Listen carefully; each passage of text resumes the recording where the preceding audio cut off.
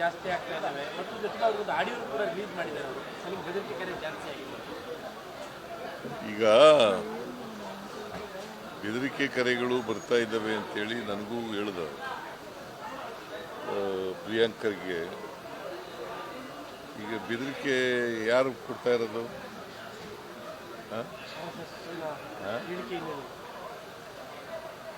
ಈಗ ಅವ್ರು ಏನಂತ ಹೇಳಿರೋದು, ಸರ್ಕಾರಿ ಜಾಗಗಳಲ್ಲಿ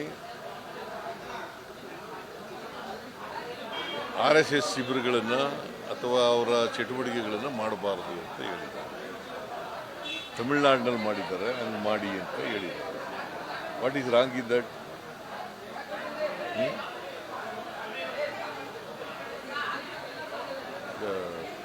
ಸರ್ಕಾರಿ ಜಾಗ ನಾನು ನೋಡಿ ತಮಿಳುನಾಡಿನದು ಥರ ಕೇಳ್ತೀನಿ ಚೀಫ್ ಸೆಕ್ರೆಟರಿಗೆ. ತಮಿಳುನಾಡಿನಲ್ಲಿ ಯಾವ ಥರ ಮಾಡಿದ್ದಾರೆ ಅದನ್ನು ಆ ಥರ ಇಲ್ಲಿ ತರಿಸಿ ಅಂತ ಹೇಳಿದ್ದೀನಿ. ಅದು ನೋಡಿ ಬಂದ ಮೇಲೆ ನೋಡ್ತೀನಿ ನಾನು. ಅದೇ ಥರ ಬ್ಯಾನ್ ಮಾಡ್ತೀರಾ ಸರ್? ಅದೇ ಥರ ಬ್ಯಾನ್ ಮಾಡ್ತೀರಾ ಸರ್? ನಾನು ಬಂದು ನೋಡಬೇಕಲ್ಲ ಮೊದಲು ಯಾವ ಥರ ಮಾಡಿದ್ದಾರೆ ಅಂತ ಗೊತ್ತಿಲ್ಲ ನನಗೆ. ತಮಿಳುನಾಡಿನಲ್ಲಿ ಏನು ಮಾಡಿದ್ದಾರೆ, ಅಲ್ಲಿ ಚೀಫ್ ಮಿನಿಸ್ಟ್ರು, ಅಲ್ಲಿ ಸರ್ಕಾರ, ಅದನ್ನು ನೋಡ್ತೀನಿ. ಇವರಿಗೆ ಪ್ರಿಯಾಂಕರ್ಗೆ ಏನೇನು ಪ್ರೊಟೆಕ್ಷನ್ ಕೊಡಬೇಕು ಅವೆಲ್ಲ ಕೊಡ್ತೀವಿ. ಒಬ್ಬ ಕ್ಯಾಬಿನೆಟ್ ದರ್ಜೆ ಮಿನಿಸ್ಟ್ರಿಗೆ ಬೆದರಿಕೆ ಹಾಕೋ ಲೆವೆಲಿಗೆ ಬಂದಿದ್ದಾರೆ. ಈಗ ಈ ದುಷ್ಟಶಕ್ತಿಗಳಿದಾವಲ್ಲ, ದುಷ್ಟಶಕ್ತಿಗಳು ಯಾವಾಗಲೂ ಇಂಚಿನ ಕೆಲಸ ಮಾಡೋದು. ಅವ್ರ ಬೆದರಿಕೆಗಳಿಗೆಲ್ಲ ಎದುರಲ್ಲ ಇವರು. ಬಟ್ ಆ ಪತ್ರದ ಸೀರಿಯಸ್ ತಗೊಂಡು ಆ ಪತ್ರದ ಸೀರಿಯಸ್ ಅಟೆಂಪ್ಟ್ ಮಾಡ್ತಾ ಇದ್ದಾರೆ.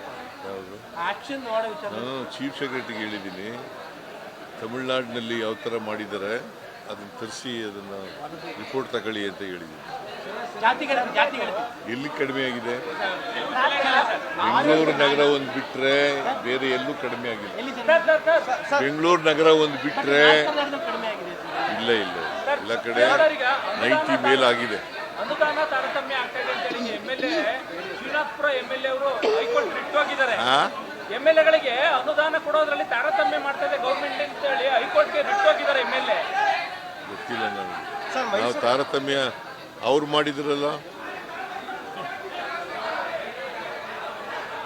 JDSನಲ್ಲಿ ಇದ್ರಲ್ಲ ಅವರು ನಮ್ಮ MLAಗಳಿಗೆಲ್ಲ ಇದು ಕೊಟ್ಟಿದ್ರ, ಅನುದಾನ ಕೊಟ್ಟಿದ್ರ?